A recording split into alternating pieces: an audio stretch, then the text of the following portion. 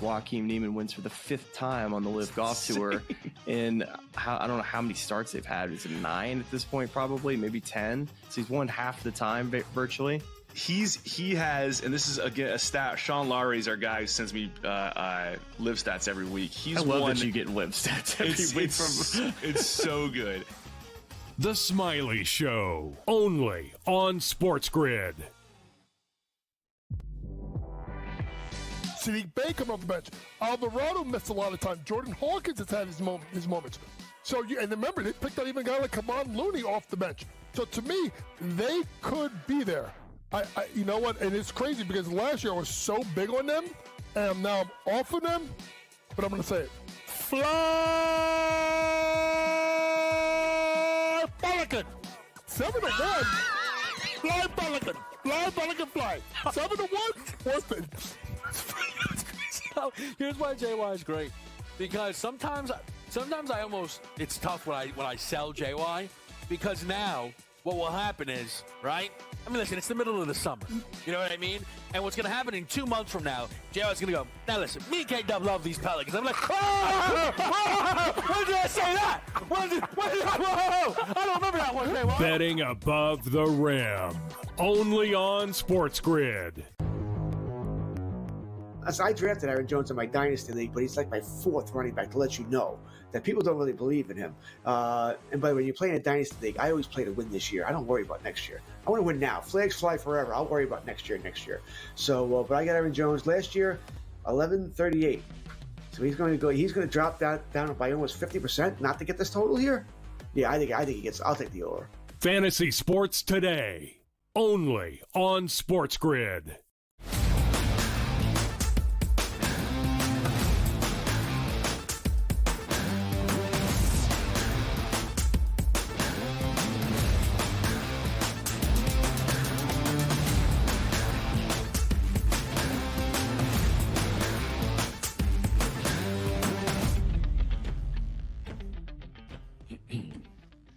Right back out of here. Hour number 2, the early line.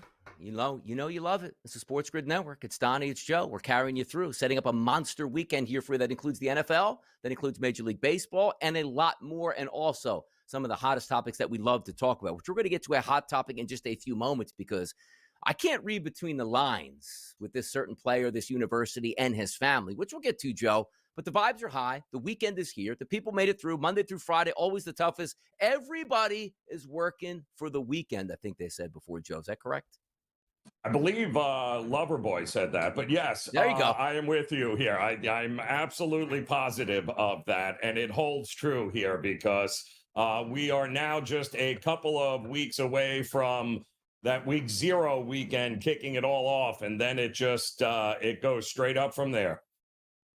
By the way, you want a little Loverboy trivia right here? Did you know John Bon Jovi wrote Living on a Prayer specifically for Loverboy, but decided to keep it here? Where would we be in this world if Bon Jovi didn't sing Living on a Prayer and Loverboy got it, Joe Ranieri? Oh, it's, well, we probably wouldn't be talking about it at all because if a tree falls in the forest and nobody hears it, it doesn't really make a sound, Donnie. So, but kudos to John Bon Jovi for holding on to that wonderful piece of music that he kept. Exactly. You know what the people are going to hear right now? Fade the public. That's what they're going to hear. Ooh.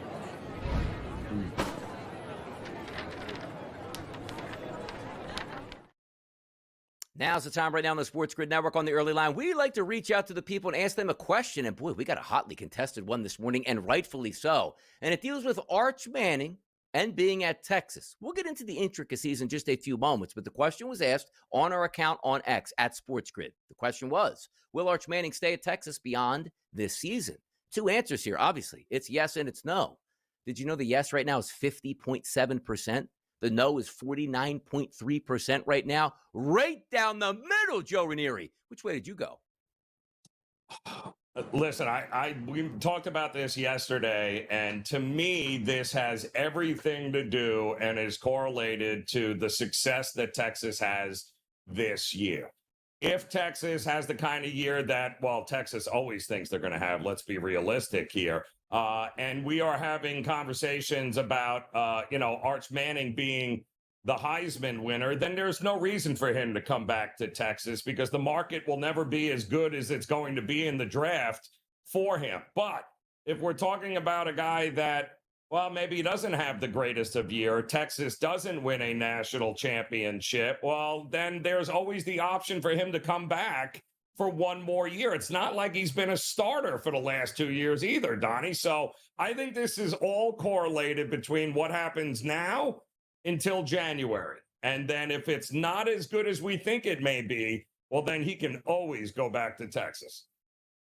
The Manning family has money, and I'm sure Cooper Manning does have money because Cooper is the father, obviously, of Arch Manning. It's not Peyton Manning, and it's not Eli Manning, because there will be sort of a process for me. It's like, you know what? Like if your dad is a billionaire and you say, okay, I'm going to go to college and I just want to work at the gas station. You can do that because you yourself are still a billionaire. It doesn't matter. But I understand that Cooper's probably got some money, but generational money like his two brothers do, probably not at this point. Where it's like, hey, son, don't worry, just have fun. And even if you don't want to be a professional quarterback, you don't have to. You can go be a teacher, which will be fine. But that's not the interest of Arch Manning right now. So what is the deal? Because usually players at his level are fast-tracked. You see them coming in 8th grade all the way through high school. They get to college. And the most important thing is, let me put on a show. The faster I get to the NFL, be a professional, the faster I get to that second contract, and the money really starts to kick in. And also, you see like the gifted and talented programs in grade school, in middle school, in high school. They're designed to take the super talented kids and take them out of the regular class so they can excel. That's what a quarterback does when you think he's going to be a generational talent. Now, the one thing I don't understand, because even being a competitor, are you telling me that the family had the plan where no matter what happened, he's going to Texas, no matter what the competition level was, and if he can beat them out, Steve Sarkisian, don't you dare start this kid. I don't want him playing football until he's a junior. And then if he does play as a junior and he's absolutely fantastic, he's not leaving school because we want him to play another 13 games in college just to get ready for the professional ranks. Something is amiss in this concept because we're led to believe he's a generational talent. But he can't beat out quarterbacks his first 2 years in college, and now he's a junior. Do you see where I'm going with this, Joe? Like something just doesn't add up to me in the Arch Manning situation. Yeah, they slow played it for whatever reason, the family. But when his grandfather comes out and says that he anticipates him coming back to Texas next year, it's not like he doesn't talk to the kid. I mean, they're a very close family. He's apparently got a ridiculously close relationship with his grandfather. So there's got to be some doubt. He's never done it consistently. He's never been a starting quarterback at this level over any period of time. Can he do it consistently? What does he have? 95 total pass attempts, I think, in his college career so far. I mean, he might have that there in the first couple of games this year. So there's a lot of unknown, but I think it's very smart to give options, right? To leave avenues open if you're Arch Manning. The pressure and all of the noise is going to be for you to not only, first and foremost, you better win a championship at Texas because that's what everybody expects every year. The Texas fan base is crazy. But it's championship or bust here. And if you don't live up to that name, well, then, okay, but you can always come back. So I think it's smart of them leaving the option and letting people realize, listen, if it doesn't happen this year, this is a very young Texas team too, Donnie, don't forget. This is a team that I think there's only 5 starting seniors on this team. Everybody else is an underclassman. So would it be the worst thing for him to come back another year when everybody stays together and all of a sudden they got a year under their belt? I don't think that's the worst thing either. Yeah, just as like a competitor, I'm not knocking Arch Manning. I don't know the kid, but like if I show up on campus day number one with a lot of hype, my goal is to cut everybody in front of me, absolutely destroy them in competition. That goes, yeah, even if the game plan was me not to play my freshman year, have Coach Sark look down the list and be like, I don't care what the program is. I'm calling your dad tonight. You're starting tomorrow against Oklahoma in the Red River rivalry. Like that's just the way it's supposed to be. So I understand there was a game plan moving forward, but it just does add doubt. Like, he's not going to play his first 2 years. Like Quinn Ewers wasn't all in every game. There were so many tweets I put up last year watching Texas games. Like, I don't understand. Is Arch Manning not that good? Or is there something that we don't know about? Because Quinn Ewers looks terrible in this football game, but yet he can't crack the starting lineup. But if we do look at the Heisman race, it's been impacted here. No doubt about it. You look at the odds. Garrett Nussmeier's the favorite right now, plus 340 price. Cade Klubnik, plus 380. Lenora Sellers, plus 380. Drew Aller, plus 470. They're all quarterbacks. Then there's Arch Manning at a plus 850 price. Are we saying to ourselves, you know what? We see the MVP market in the National League and the American League in baseball. You should just be taking these guys at these lower prices. Eventually they'll be there. Or excuse me, number one pick odds. Arch Manning plus 850. Same thing you can use in the Heisman odds. Like, how can't this be? He needs to be the starting quarterback. He needs to play well. And I would still bank that he's going to get drafted. Well, there's if this is a kid that we're talking about that is going to be competing in the playoffs and competing for a possible national championship as the starting quarterback in the University of Texas, he's in likelihood going to be the number one pick. But I think all of those names on that list, he's the one with the least amount of experience as a starter. So I get what the odds are. But the reality is all of these guys, depending on how they perform this year, will depend on where they're drafted next year. Tanking for Nussmeier doesn't sound the same thing as like tanking for Arch Manning. Tanking for Cade Klubnik out here, Lenora Sellers, all fine football players is the way we go, but all eyes are on the prize in Austin, and that prize is Arch Manning, who, if you look at, say, my uncles, they did pretty well in the NFL with MVPs and Super Bowls and maybe both being in the Hall of Fame. I think I could do the same thing. We'll see if he plays really well at Texas this year. And they go, you know what? One more year is good. As we talked about before with Matt Leinart. Hey, go back and have ballroom dancing and basket weaving. Just about ruined his career. He should have came out earlier, but didn't. More talk next. Hot topics continue to roll right here on the early line.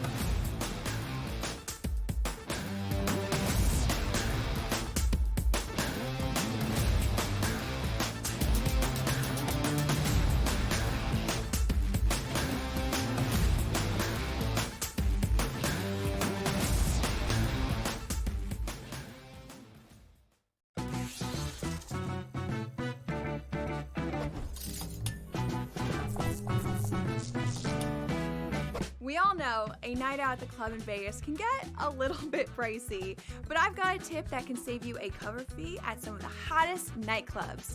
All you have to do is sign up online for free with a credible guest list service. Then, just show up before 10:30 and check right in.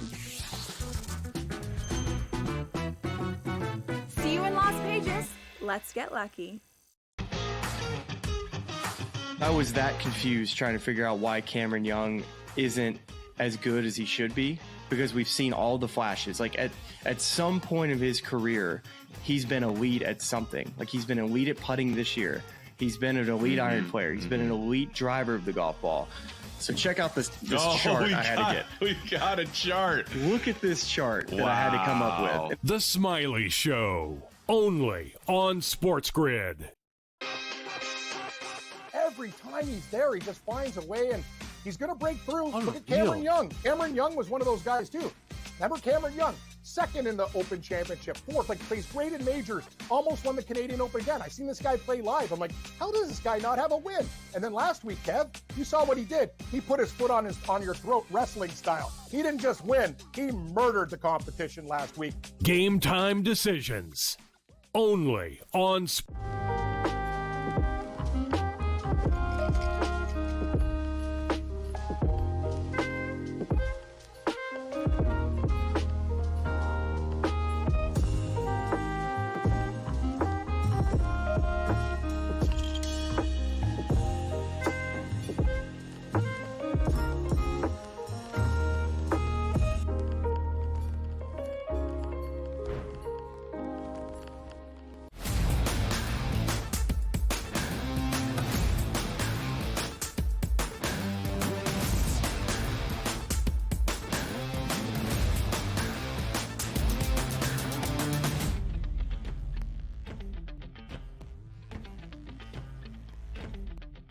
A lot of big weekend series coming up this weekend in Major League Baseball. You might be focused yourself on the preseason action, setting up your fantasy draft, setting up your seasonal numbers here in the NFL. But me and Joe Ranieri, it's time to focus here on Major League Baseball right here on the early line on the SportsGrid Network.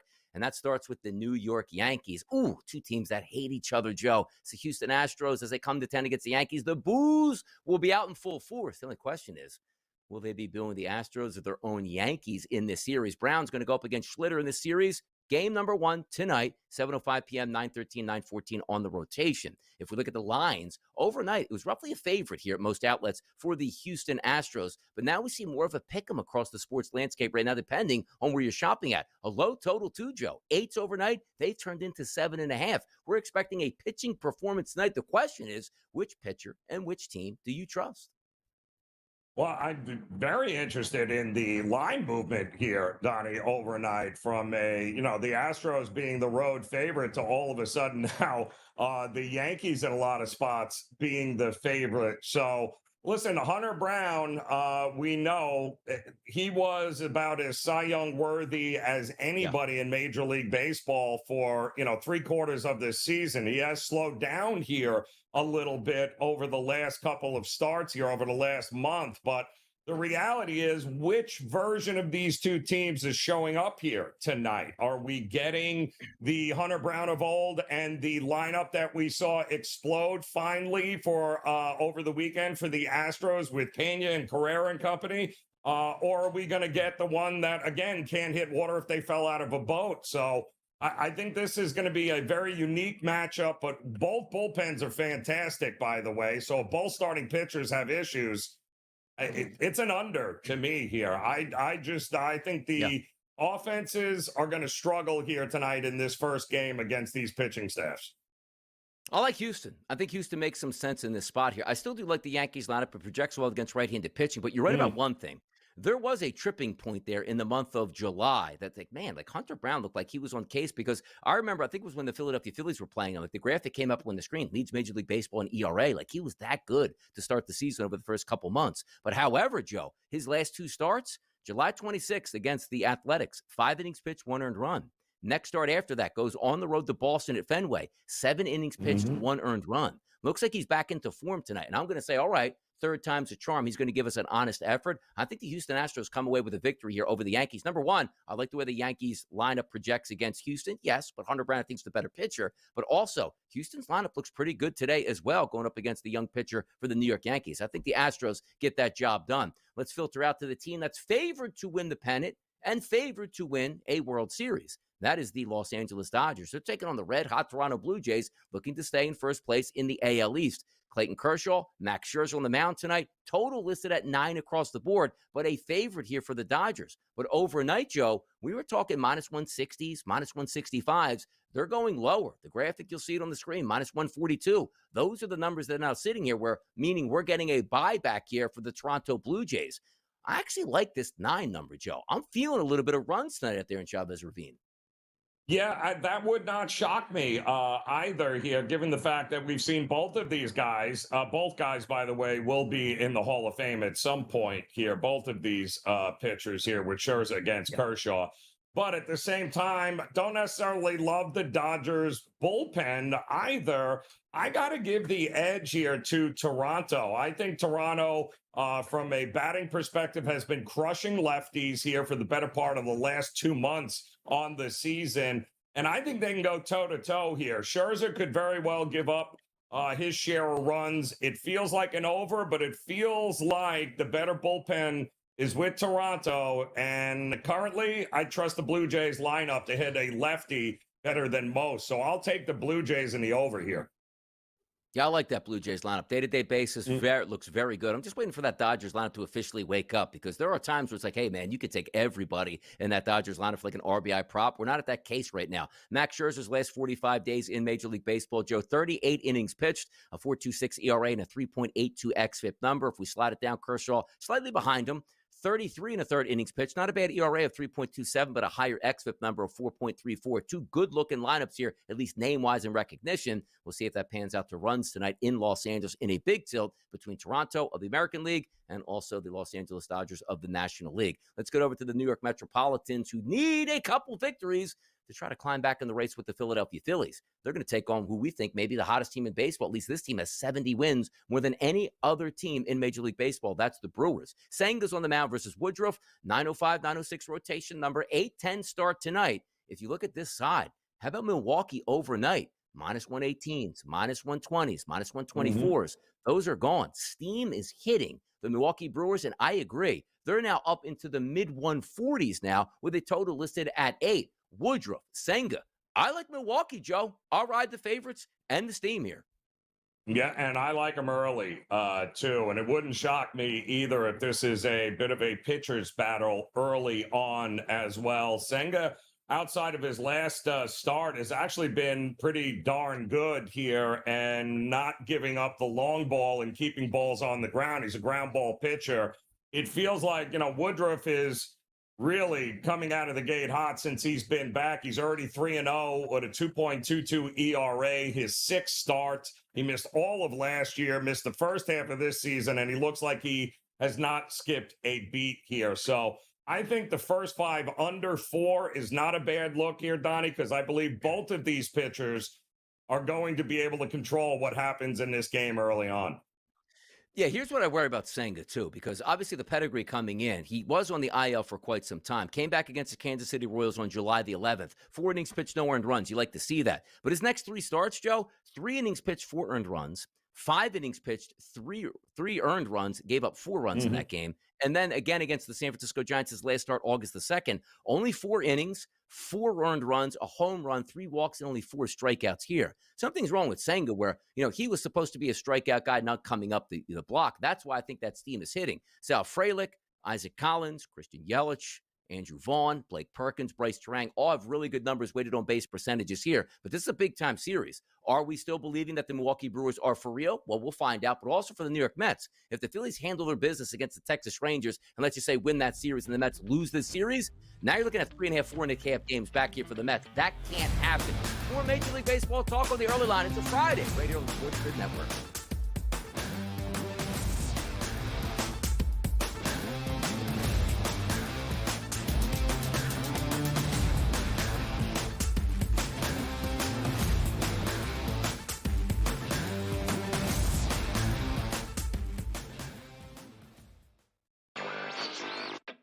Becoming just harder in general to do business from a money standpoint in general, let alone the competition. So yeah, Betfred closing up shop, will be gone by tomorrow. We'll see if any sportsbook fills this void. It'll mean that there's a license up for grabs in Pennsylvania, which is one of the biggest states for sports betting and is home to a lot of other operators. At this point, we're getting to a time when no one's rushing into the market. Newswire, only on SportsGrid. Was already pretty solid up top, but you had the bottom that's that much better with Ryan O'Hearn and Lariano. Like, we now have a well-rounded lineup on top of a great pitching staff. Michael King is expected to start making his rehab starts. So you have him plus Pivetta plus Dylan Cease. You Darvish is back. You have the frontline pitching, the depth in the lineup, and now a great bullpen. You have it all. I really like it. Like I do. Like sometimes I get caught up in the Padres because of what they can be. Pro Baseball Today, only on SportsGrid. Every time he's there, he just finds a way, and he's going to break through. Look at Cameron Young. Cameron Young was one of those guys, too. Remember Cameron Young?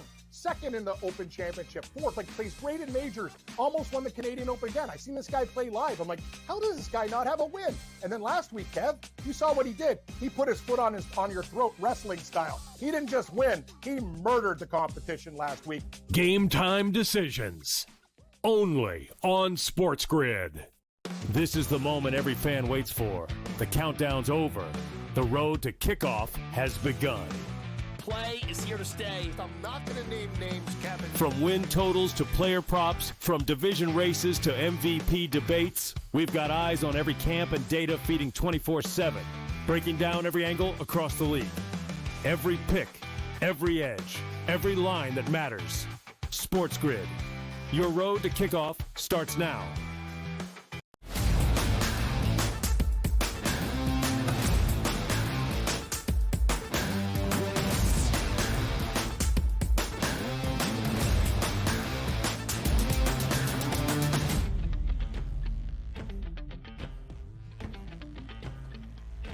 Some say the West Coast is the best coast here. The early line, we're going out to San Diego to break down a baseball game between the Boston Red Sox and the San Diego Padres.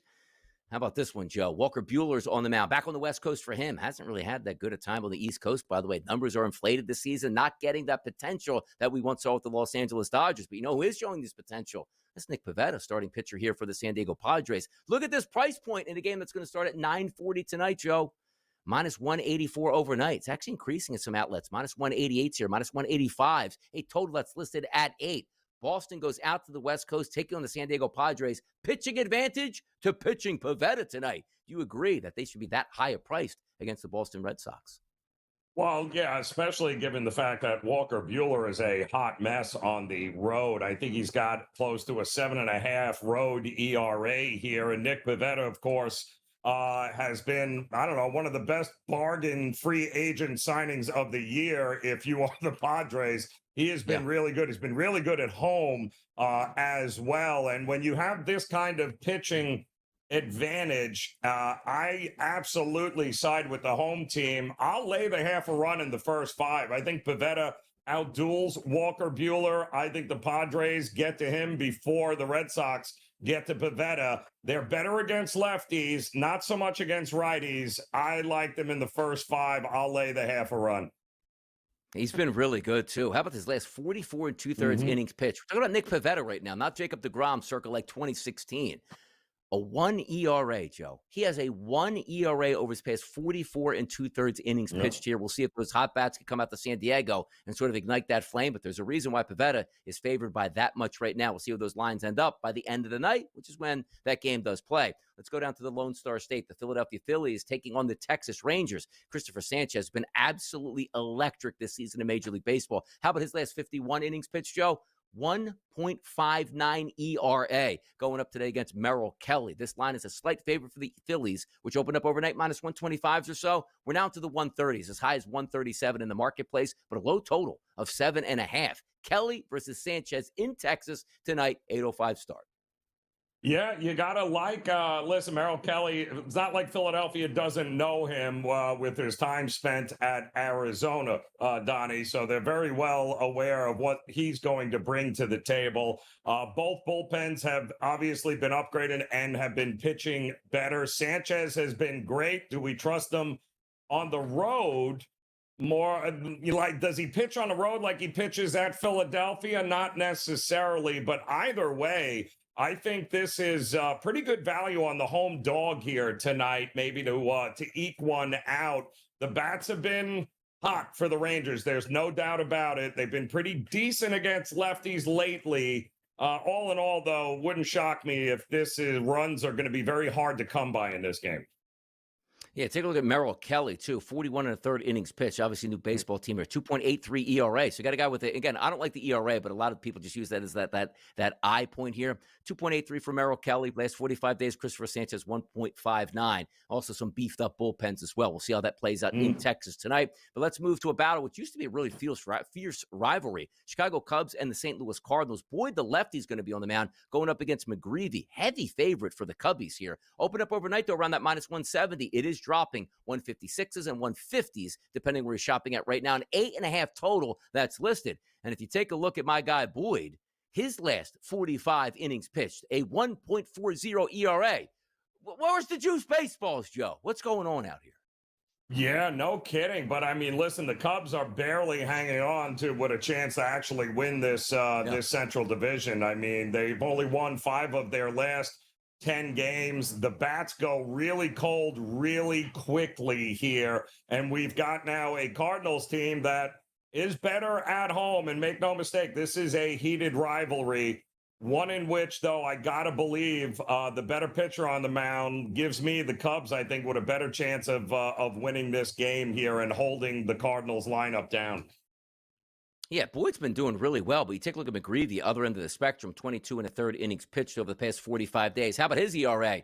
No, not a 1, not a 2, not a 3, not a 4, not a 5, not LeBron James talking about championships. He's a 6.85 ERA with an xFIP of 4.89. That's certainly not going to help at this point. Weather conditions in St. Louis, finally out of Chicago, it seems like, Joe, it was blowing in every single day for some reason. 88 degrees at first pitch at night. Light wind blowing out to left field. Maybe we do get some runs, but the team I'm not going to trust in this environment would be the St. Louis Cardinals because I don't like the pitching matchup. I don't like the batting lineup there for them. And also Boyd, again, a 1.151 ERA, basically. Come on now. Nobody's hitting in this environment. Baseball's in the seats. That's what we love. Also, butts in the seats for the NFL. Shedeur Sanders on the clock. Ooh.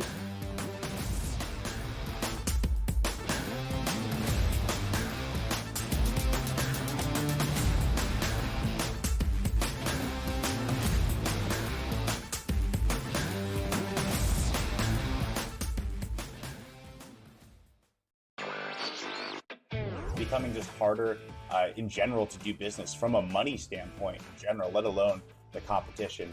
So yeah, Betfred closing up shop, will be gone by tomorrow. We'll see if any sportsbook fills this void. It'll mean that there's a license up for grabs in Pennsylvania, which is one of the biggest states for sports betting and is home to a lot of other operators.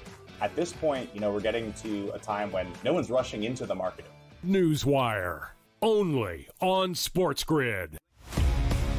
It was already pretty solid up top, but you had the bottom that's that much better with Ryan O'Hearn and Lariano. Like, we now have a well-rounded lineup on top of a great pitching staff. Michael King is expected to start making his rehab starts. So you have him plus Pivetta plus Dylan Cease. You Darvish is back. You have the frontline pitching, the depth of the lineup, and now a great bullpen. You have it all. I really like it. Like I do. Like sometimes I get caught up in the Padres of what they can be. Pro Baseball Today, only on SportsGrid. Every time he's there, he just finds a way, and he's going to break through. Look at Cameron Young. Cameron Young was one of those guys, too. Remember Cameron Young? Second in the Open Championship. Fourth, plays great in majors. Almost won the Canadian Open again. I seen this guy play live. I'm like, how does this guy not have a win? And then last week, Kev, you saw what he did. He put his foot on your throat, wrestling style. He didn't just win. He murdered the competition last week. Game time decisions, only on SportsGrid. This is the moment every fan waits for. The countdown's over. The road to kickoff has begun. Play is here to stay. I'm not going to name names, Kevin. From win totals to player props, from division races to MVP debates, we've got eyes on every camp and data feeding 24/7, breaking down every angle across the league. Every pick, every edge, every line that matters. SportsGrid. Your road to kickoff starts now.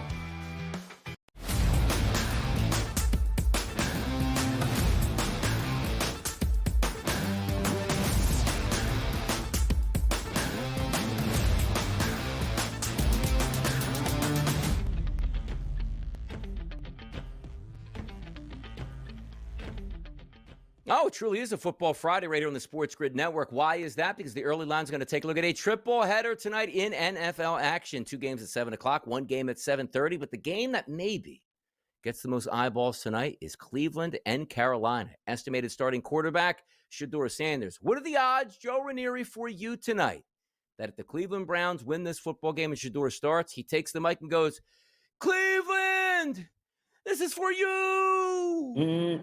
Yes. Yeah. Well, the reality, Donnie, is that we know the Browns are going to be absolutely atrocious, total dumpster fire this year. We know this in that division there. When you have a quarterback room with Joe Flacco, Kenny Pickett, and a couple of rookies and Dylan Gabriel and Shedeur Sanders, nothing good is going to come from that during the regular season. But what it may give us here is a pretty good Browns preseason team, because each of these guys is going to be laying it all out on the line to try and keep their job in that room and possibly be the starting quarterback. So I think Shedeur will have his opportunity. The spotlight is nothing new to him. But I do think when push comes to shove late in the games, the Browns are worth looking at in the preseason because of that competition and because each guy is going to want to level up here and get it done to keep their job. So I would definitely look towards the Browns in this one, given the fact that,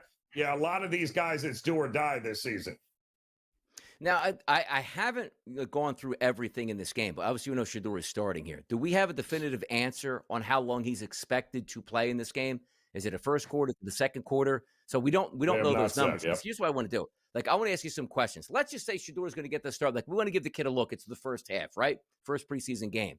Shedeur Sanders' first pass to be a completion tonight, -175. Any thoughts on that singular bet right there? Which means you probably open up with a handoff, and everybody knows this. I doubt Shedeur Sanders' first play is going to be a double max protection 70-yard bomb down the field to see if he can throw it there. It just feels to me like a dump off into the flat to get the kid going, but it's a minus 175. How do you feel about that prop? Shedeur's first pass to be a completion tonight to the yes, minus 175. How about this, Donnie? How about the first pass Shedeur completes is to himself? How about he just throws it to himself here? Because that's it. Just let me get it done here. That's because that's what Dion would want me to do. No, I think they're going to be he was listed as the fourth stringer here, right? He was fourth on the depth chart, but injuries have obviously, now they've catapulted him. They're going to want to see what he can do. But it would not shock me if they just let him air it out. It really wouldn't, Donnie. I mean, what do you have to lose at this point here? So I bet you the first pass isn't completed, although he is very accurate. How about this? Whatever the prop is on his first pass intercepted, I'll take it. By the way, it's like sometimes these props obviously hit or miss. We don't know how long they're going to play. We always talk about like betting in a vacuum. Like, yeah, I know he's going to play four quarters unless he gets injured. Shedeur Sanders to have one touchdown pass in the game tonight. You would probably think it would be heavily like plus money because rookie coming in, we don't know how long he's going to play. It's plus 105. So if I told you that price point there, do you think Shedeur Sanders throws a touchdown pass tonight going up against the Carolina Panthers? I do. I do. Let's face it, Carolina has invested a lot into the defensive side of the ball where they were atrocious last year. But remember what they were last year, Donnie. They were one of the worst rushing defenses last year. I could see a lot of ground and pound in this one, but I'd be willing to take a shot with Shedeur throwing a TD pass. You know he's going to take his shots, right? And being under duress is not new for him. So I would be willing to bet that he gets both a TD and an interception at some point tonight. Yeah, we take a look at the week one starting odds here for the Cleveland Browns, right? Joe Flacco at a minus 180 price, which I never thought he should be the quarterback, but it just feels like he is going to be that, and rightfully so, being the favorite. You take a look at Kenny Pickett at a plus 280 price, and also Dylan Gabriel at a 6-1, Shedeur Sanders at a 25-1 price. So a lot is on the line, but also usually we hear this big quarterback news like, okay, guys are fighting for spots. Like it moves in your direction, but Cleveland is a 6.5-point dog at most outlets tonight on the road against the Carolina Panthers. So no buybacks here for the Cleveland Browns, apparently. No, but that's what, we saw this last night, right? Does that trend continue where, the dogs were barking last night and, they also happen to be all home dogs. You've got Carolina laying 6.5. I don't know about that. We've got a quarterback battle happening tonight with the Browns. We have no quarterback controversy happening in Carolina, ironically. And a lot of times you bet with your gut. It's like, okay, I think this is what's going to happen. I think Shedeur is going to be set up for success. I think they're going to game plan. Then it doesn't turn out to work out, and that's the preseason. It's what you get. Game number 2 tonight I want to take a look at, Detroit and Atlanta, which is intriguing to me. Not because for the Atlanta Falcons, and not really because of Detroit, but just the circumstances. Like Dan Campbell, okay, this season is on me. I don't have my superstar coordinators. I'm not even talking about Aaron Glenn was a great defensive coordinator. He just got dealt a bad card last year because why? The entire defense was injured down the stretch. But Ben Johnson, widely respected as one of the best offensive minds in football, he's not there, which now leaves Dan Campbell. I'll run this ship all by myself. I will be just fine. They were embarrassing in week 0 of the preseason. Again, that Pro Football Hall of Fame game. Again, preseason doesn't mean a lot, but there's pride in that building that they got crushed. So I see that price point at minus 3.5, and I want to buy into it as a favorite for Detroit. But in the grand scheme of things, it doesn't matter. But also, do you want to get beat like 28-7 again and just have people start to ask questions like, well, maybe it is your coordinators, even though it is only in the preseason? Like, I just feel like I need to bet Detroit tonight because they can't lose this game because Dan Campbell's like, I need a better performance or we're going to go to boot camp next week. Well, the problem is it's Hendon Hooker and Kyle Allen again. So kudos. Good luck with that. But the other situation here is that you're not going to see Michael Penix or Kirk Cousins. You're going to see Easton Stick. Who? Yeah, Easton Stick, the former Charger backup, who is now vying for a spot here with Atlanta. It'll be him and Emory Jones, the former University of Florida QB there, who will finish out the game. So nothing screams big offensive efforts here, but you're right. Dan Campbell, not happy last week, but he also, secondary, whole bunch of injuries right now for Detroit. Offensive lineman was hobbled in last week's game, so I don't know how much they're going to push the envelope, but it does feel like Dan Campbell will have the Lions cleaning up some of those mistakes they made last week. The effort will certainly be there, but given those two quarterbacks, I don't know that it'll be enough here to win this game. Last game of the night, again, just will be 7:30. It's nice. You don't even have that nightcap. Everything's going to be getting going in the 7 o'clock hour. That is the Washington Commanders taking on the New England Patriots. That line is 6.5. So breaking down that game, not a lot of intrigue to me. We know Drake May is going to be the starter. Obviously, Jaden Daniels on the Washington side. But last night, Joe, if you just blind bet all 3 dogs, you won 2 outright and pushed on another one. Fantastic odds. If you parlayed it, you would have made some good money. So I'm going to ask you that same question tonight. Carolina, 6.5-point favorite here. Detroit, 3.5-point favorite. New England, 6.5-point favorite. If you blind bet the underdogs tonight, how does it turn out? Yeah, it'll probably be a profitable night, but I'm not quite sure what we're going to get here with the Patriots and the Commanders. They've been practicing all week, right? So we know that. We also know that not 1, not 2, but 4 offensive linemen are dealing with injuries on the Patriots. So that means there are going to be a lot of guys in the trenches tonight looking to battle for paychecks and contracts here tonight. And we know Vrabel, the effort will be there. The toughness will be there. I think the Patriots could very well roll the Commanders here tonight at home. Yeah, nice slate of games. And I always like, too, the preseason, which it is quite boring, but it's nice that they go Thursday night, Joe, Friday night, Saturday, and into Sunday. And correct me if I'm wrong, no, it looks like there's no, or at least on my docket right here, Monday night games. But that final game on Sunday is a 4 o'clock start between the New Orleans Saints here and the Chargers. By the way, I do think that game has a good chance to go over here. Jack Hayner's out there, Spencer Rattler, Tyler Shuck. My goodness, out here. Looks fantastic. By the way, Tom Becker is coming up next. He's going to show us how to take 2 slices of pizza and eat them like a sandwich or talk baseball.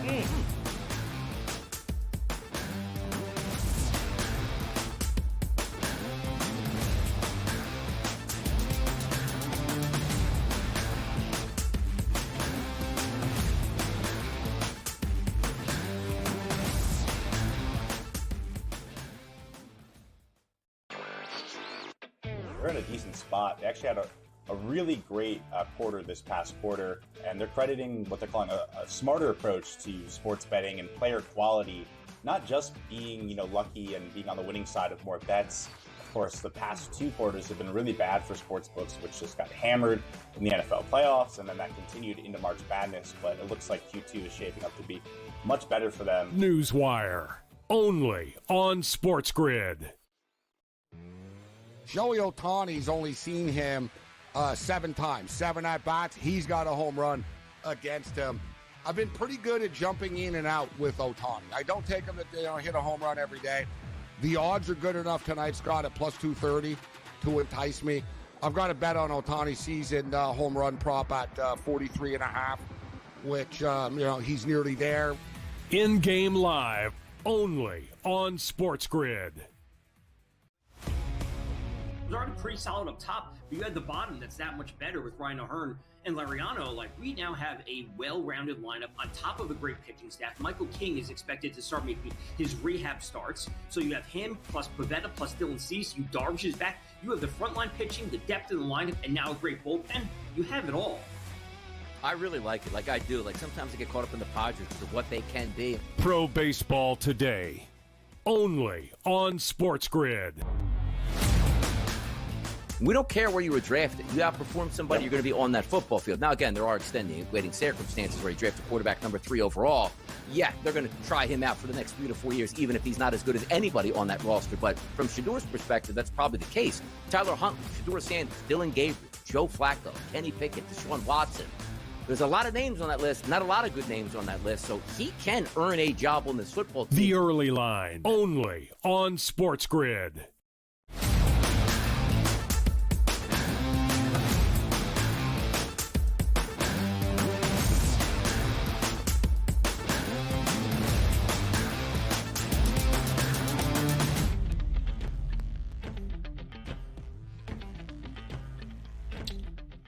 Football Friday on the early line. It's the way we like to do it here, even if it is only the preseason. Thursday night games, Friday night games, Saturday into Sunday, and away we go. Next year will be week 2 preseason, week 3 preseason, and then we find ourselves on Thursday Night Football for the Philadelphia Eagles and the Dallas Cowboys. I'm Donnie Rightside. He's Joe Ranieri. Now we welcome in Tom Vecchio, the jack of all trades, to help us out with some action today. Tom, how do we feel? How we doing? I'm doing great. Yeah, we got some preseason action last night. We have a full slate of MLB today. We have preseason throughout the weekend. I'm ready to go, and I would say don't overreact to anything that you see in the preseason, good or bad. Nope, don't overreact. And by the way, don't overreact on Major League Baseball, Pro Baseball today, Sunday, every single Sunday here in the month of August, 10 a.m. to 12 p.m. Both myself and Tom Vecchio breaking down the entire Major League Baseball card, which we do have an entire Major League Baseball card today. And it warms my heart, Tom, that I know you want to talk about your and my Philadelphia Phillies. Any action today in that Texas Rangers series, which is a big one. Yeah, we have a lot of big series between that one. We have Houston and New York, Boston, San Diego, Toronto, LA Dodgers. But let's go to that series. Really like the under in this game. And I know that might not be the most exciting thing, but we're looking at 2 solid pitchers overall. The ballpark itself in Arlington has played to the under a lot. The Rangers offense is good. And I know, I think all 3 of us have been or were high on the Rangers coming into the season, at least from an offensive perspective. They haven't put it together fully. Combined with the fact that the Phillies have upgraded their bullpen, I don't see this as a high-scoring series overall. So I like the under tonight. We got 2 solid pitchers with Merrill Kelly and Sanchez on the mound. I see this as a straight under. We're not dealing with any weather factors. Give me the under in all 3 games, and I hope that 2 of the 3 come out under. It's interesting too because that ballpark has been a under cash cow all season long, except over the last couple of weeks where we're starting to get a whole lot of overs here. But you're confident both Sanchez and Merrill Kelly can limit the damage at least early until the bullpens get involved.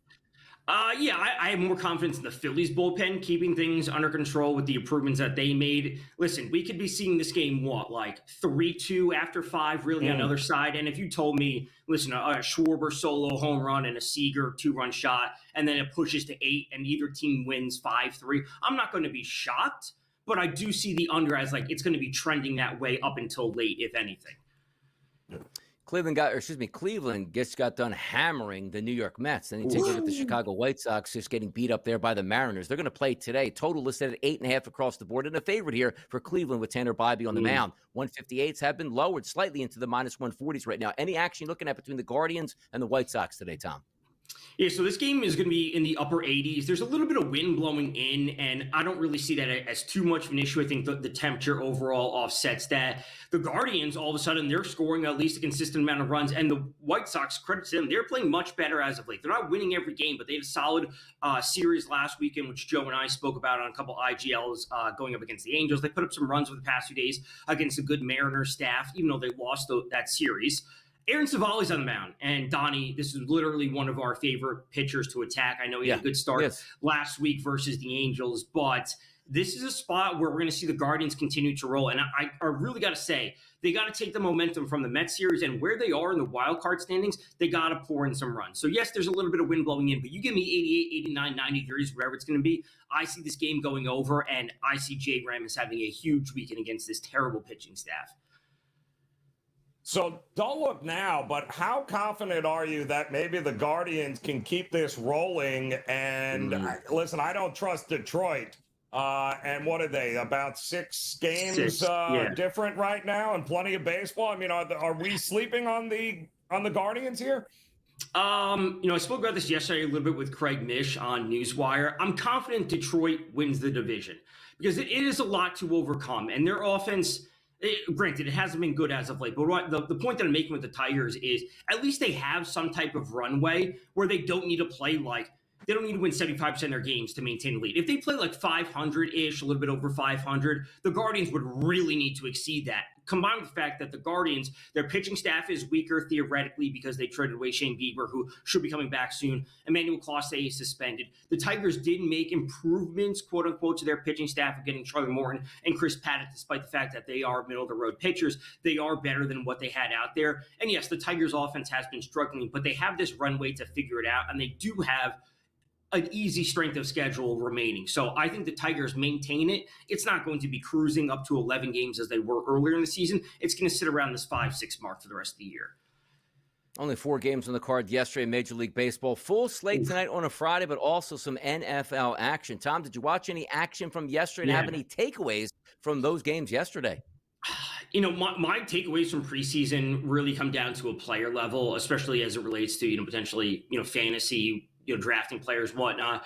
The things that I would say is like, it's good to see that the Ravens still have depth behind Derrick Henry with running back Mitchell. He had a solid game. Like, you can take away whatever you want from preseason games because the sample size is so small. If you want to say like, oh, Ashton Genty, oh, he's terrible. Oh, 3 carries, -1 yards. You're going to say, oh, he's terrible. But in reality, it's a small sample size. If you're going to say on the other side, like, oh, Anthony Richardson didn't look good or looked okay, then he got hurt. You can take anything away from it that you want. I would say the one thing I am still concerned about is the Bengals defense. I think everyone's still concerned about it. Like, we know that the Bengals can go out there and score 30 points a game as they did last year, but if your defense gives up 35 points, you're never going to be in a spot to go 10-7 or 10-6, whatever the weeks are this season. It's not 8-8 anymore. It's 10-7, I guess.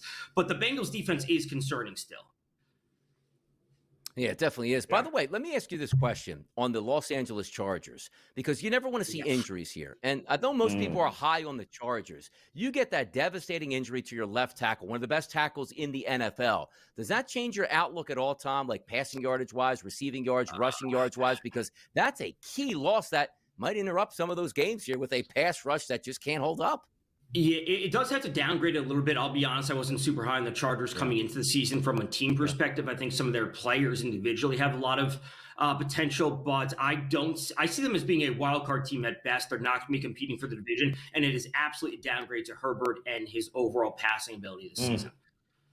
Before we get you out of here, Tom, of course, you could see Tom and myself on Sunday morning here on Pro Baseball Today. Does Shedeur Sanders throw a touchdown pass tonight? Yes or no? Yes. Whoa! Then he gets first team reps. He'll get first team reps in the coming week. Tom has spoken. Let's get it. Shedeur Sanders touchdown pass. Thanks for joining us this morning, Tom. Enjoy the rest of your weekend, and let's get back after here with some bye.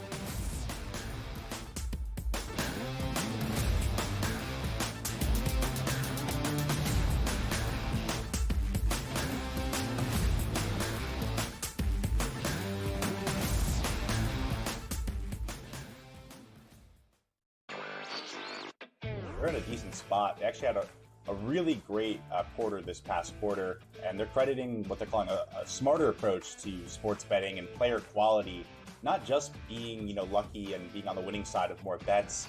Of course, the past 2 quarters have been really bad for sports books, which just got hammered in the NFL playoffs, and then that continued into March Madness. But it looks like Q2 is shaping up to be much better for them. Newswire, only on SportsGrid. Joey Ohtani's only seen him 7 times, 7 at-bats. He's got a home run against him. I've been pretty good at jumping in and out with Ohtani. I don't take him to hit a home run every day. The odds are good enough tonight, Scott, at plus 230 to entice me. I've got a bet on Ohtani's season home run prop at 43.5, which, he's nearly there. In-game live, only on SportsGrid.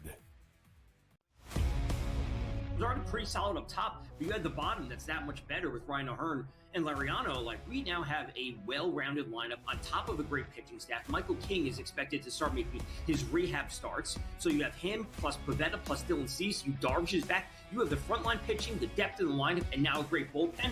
You have it all. I really like it. Like I do. Like, sometimes I get caught up in the Padres of what they can be. Pro Baseball Today, only on SportsGrid.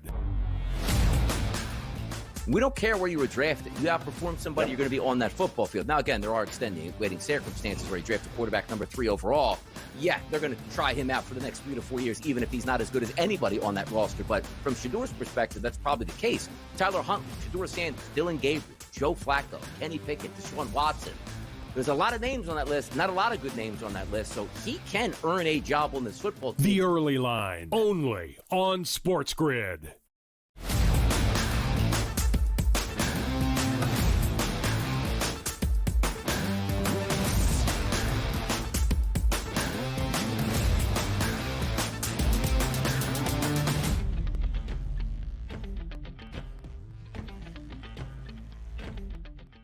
Shedeur Sanders starting tonight for those Cleveland Browns. They're getting 6.5 points from the Carolina Panthers. We just asked Tom Vecchio here if he thinks they're going to throw a touchdown pass. At least Shedeur gets one. Yes, he said, and I do believe the same thing. If he's going to play the first half, he's going to be put in the position to go against backups. And let's just see if you can throw one touchdown pass tonight. But he's been making the rounds in the news for the past year and a half, 2 years, since he's been at Colorado with his pops, prime-time Deion Sanders. But now he's in the NFL, trying to make his way and be a starting quarterback. But here's where I get a laugh out of things. Stephen A. Smith yesterday, obviously a prominent guy across social media and on ESPN, his quote was, he's been fourth on the depth chart, and then you suddenly throw him in to start. You're throwing him to the Wolves. I know sometimes, like, you get overextended in some, like, sports fields that maybe you don't understand all that way. Like, I don't know if he feels like how he understands preseason, but usually in game number 1, the rookies play the most because nobody cares about this football game. So you want to get a look at the rookies, particularly your starting quarterbacks. So you start Shedeur Sanders, even if he's fourth on the depth chart. Like, that's the way the NFL works. But some people are led to believe that that is correct. Like, yeah, they're throwing him under the bus by starting him with backups here. Did you want them not to play him in the preseason and then cut him because he didn't play in the preseason so he didn't get thrown to the Wolves? Like, I don't even understand the comment or the concept of what he's trying to say here, Joe. And what's the difference with the depth chart? We know Flacco's at the top, and we know that you basically have underneath that Kenny Pickett, who's got the most experience. So you got 2 rookies battling it out. The preseason is all about giving those rookies the opportunity to distance themselves from one another, right? So the fact that it's not Dylan Gabriel and it's Shedeur Sanders starting this game, I think that's what you need to focus on. And the bottom line, how is this any different than Shedeur Sanders under center at Colorado playing Notre Dame or Penn State or USC? None of those kids at Colorado were going to be in the same breath as the guys that they were playing across the ball from when you play some of the big boys. He's used to this. He's used to running around for his life. Listen, you either have it or you don't have it. We're going to find out, I think, rather quickly whether or not he truly is a pro-level quarterback. Because could the bar get any lower with him, Donnie, right now as the fourth stringer? And by the way, don't you want first crack at it? How about he goes out there 7 of 8 on the first 2 drives with a touchdown pass? They go, okay, we've seen enough from you. Looks like you're going to make the team. You could be our number 2 quarterback and maybe fight for a starting job. Like, these are the things that you want as a competitor to be out there and competing at this time. We'll see what happens tonight if he throws touchdown passes, if they win, or if we get an injury like we saw last night with Anthony Richardson. That sort of sets back that process of trying to find your starting quarterback in Cleveland here. But now's the time of the show, particularly the end of the week. Friday is payday, people, and here's bye.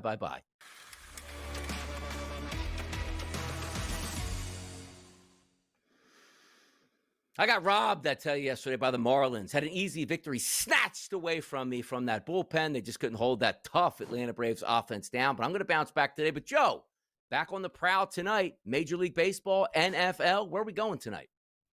Oh, let's go back to the diamond here. And let's go. If it ain't broke, why in the world are we looking to fix it? Right now, the Brewers are not broke. The Mets are. And Brandon Woodruff on the mound, 18-3, Donnie, with a 2.33 ERA. And you ready for this?